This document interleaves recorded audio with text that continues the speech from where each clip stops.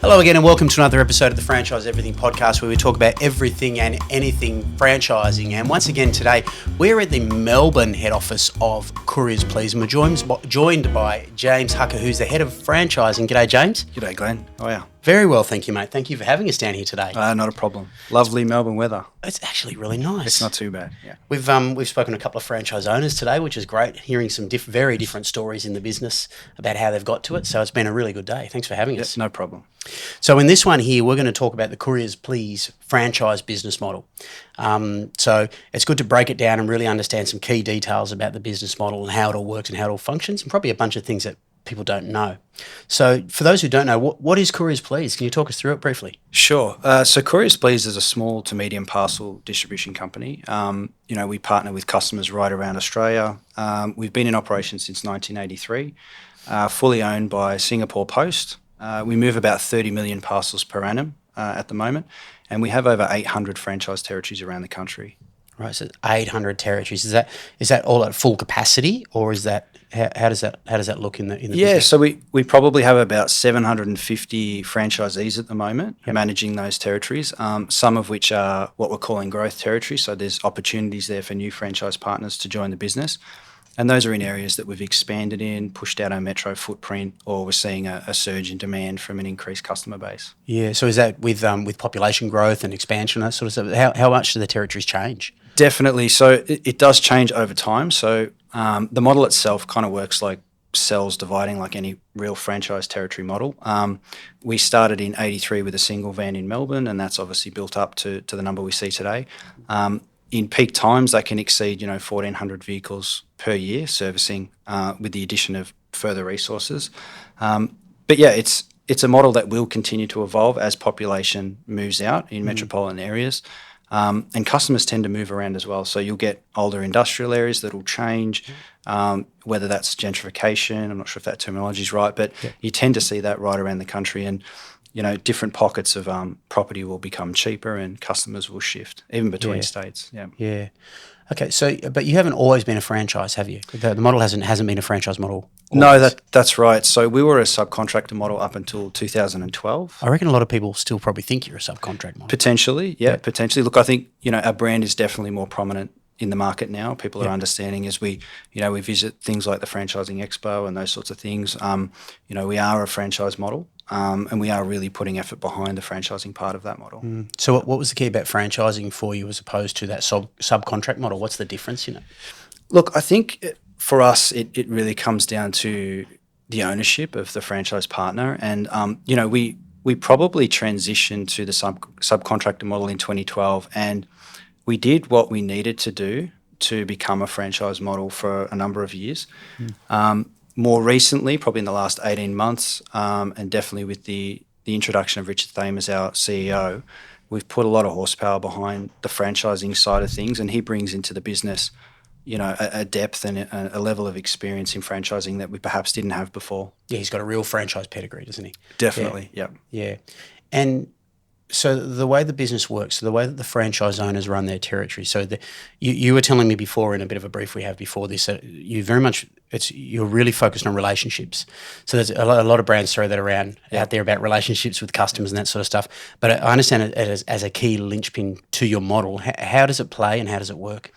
You're right. It's a differentiator for us. We're told all the time from customers, whether it be through trust reviews or direct feedback, that the franchisee is why they're with CouriersPlease. And, I think the fact that there's that ownership and accountability from each and every franchise partner in their territory, with their customer base, they understand their customer base more than potentially someone would under a traditional employee model. The growth and the success of their customer base translates to growth for them within their franchise. So they're invested in the success of every single one of their customers.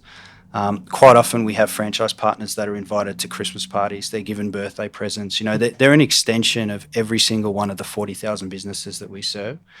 And as you say, it really does become a linchpin for us. And especially, there's competitor activity all the time, like in any great market. Of course, yeah. But especially a fast growth one that you're in. Exactly. And e-commerce is that. It just continues to grow and grow. So, having that relationship there and knowing that the franchise partner will go above and beyond for their customer base really works for us. So when we talk about going above and beyond, because we've all had our own experiences with delivery couriers and all that sort of stuff there, what does that look like practically on the ground? Say a franchise owner, a great franchise owner going above and beyond in their territory, what is it?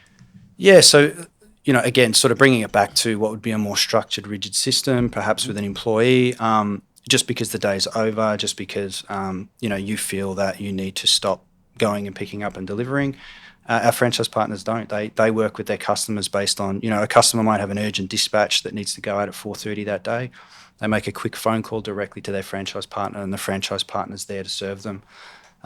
I think the other important thing in the e-commerce market is the journey for the end customer, and that can be the success of the sending customer and their business. And there's probably two key points of success for that. And the first one is when they buy something, and when you're in the shopping cart and you click buy, the endorphins are going off, and you've had a great purchase. That's it. Yeah.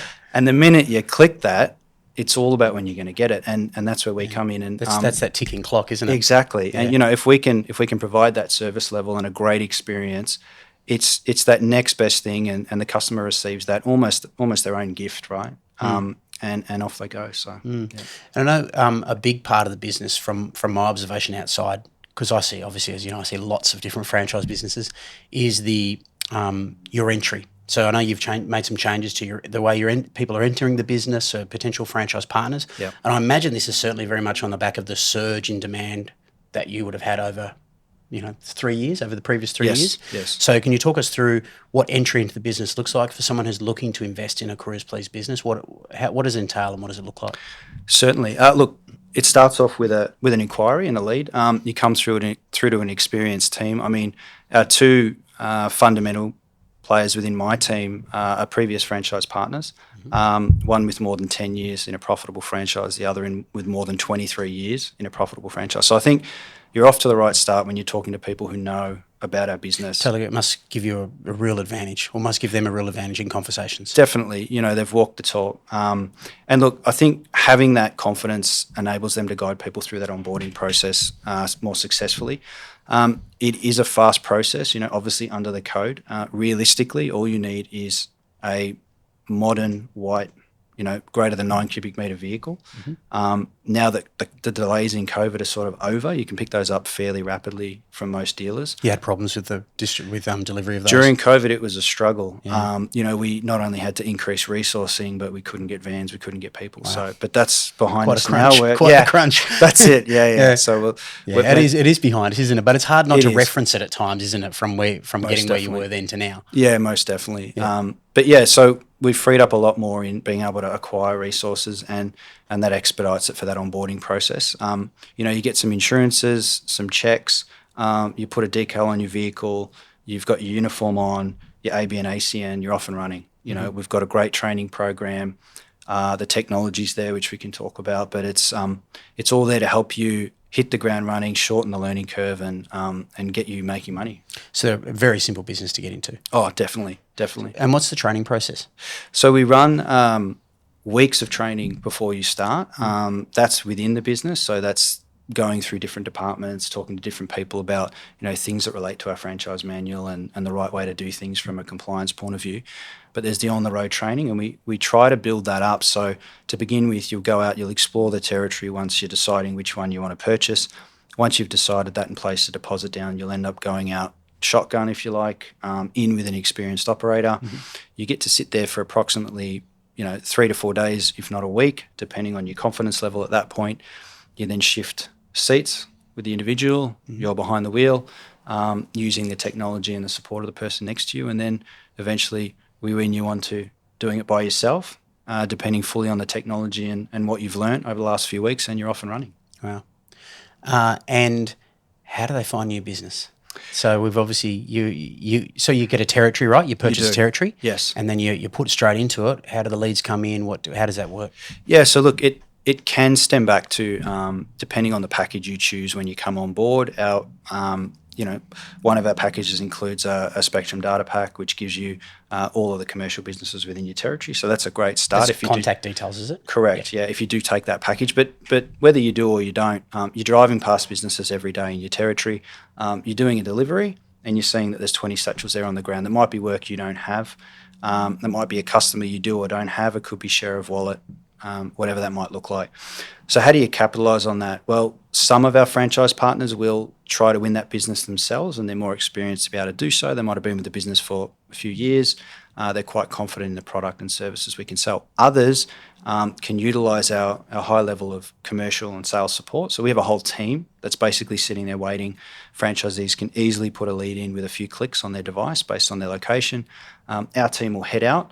They'll talk to the customer, see what solutions we can provide, update the franchisee through that process, and then when we hopefully win the business from the customer, we'll update the franchisee. There's a collection ready to go, and they're making more money.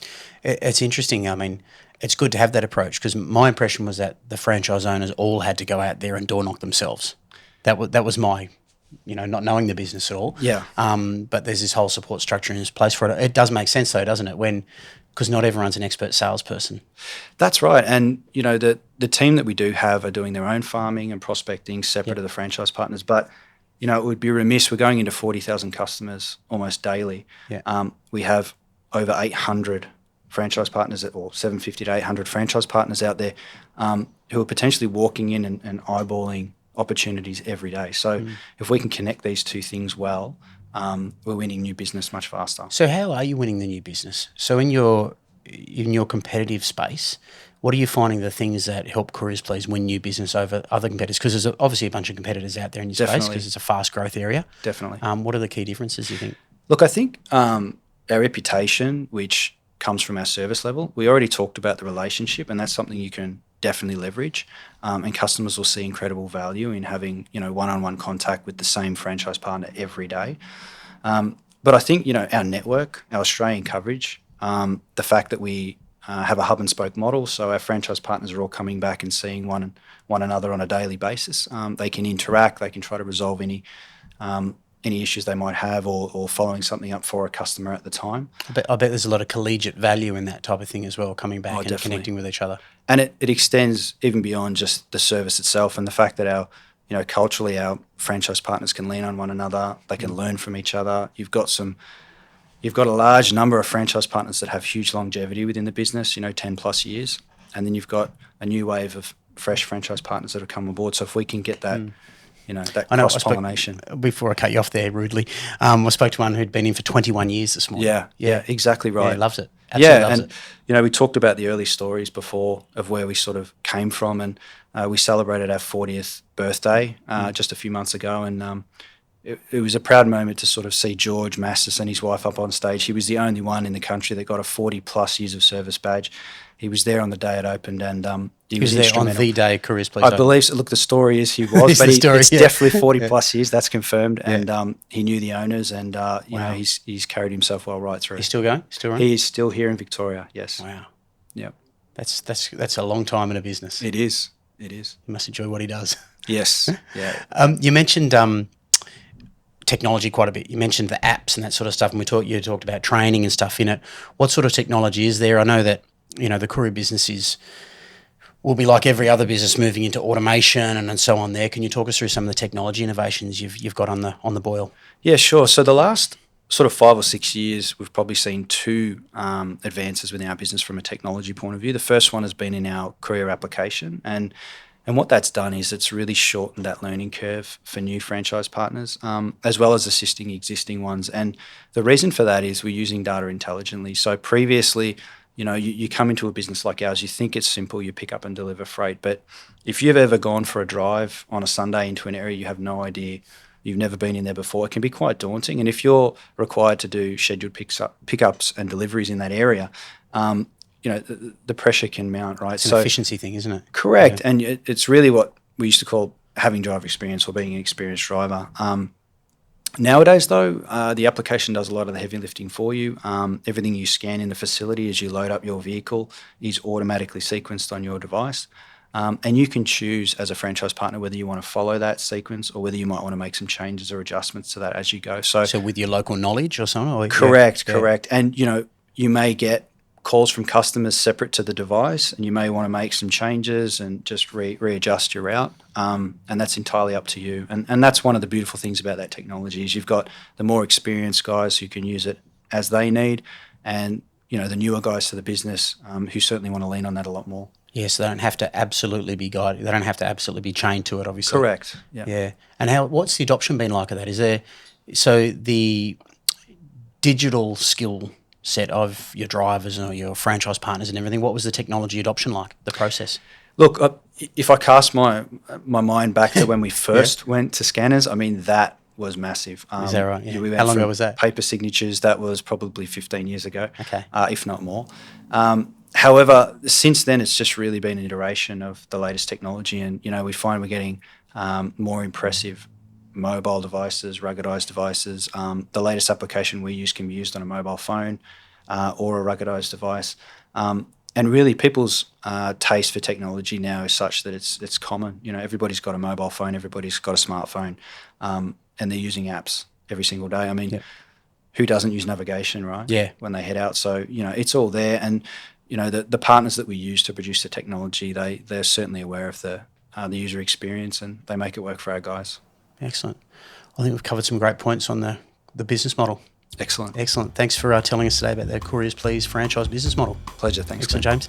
And that's it again for the Franchise Everything podcast. Hope you enjoyed that and learned a lot more about CouriersPlease. Once again, if you like the type of content we're doing here, please like, subscribe, review, do all that sort of stuff. Leave comments, questions, everything you like there.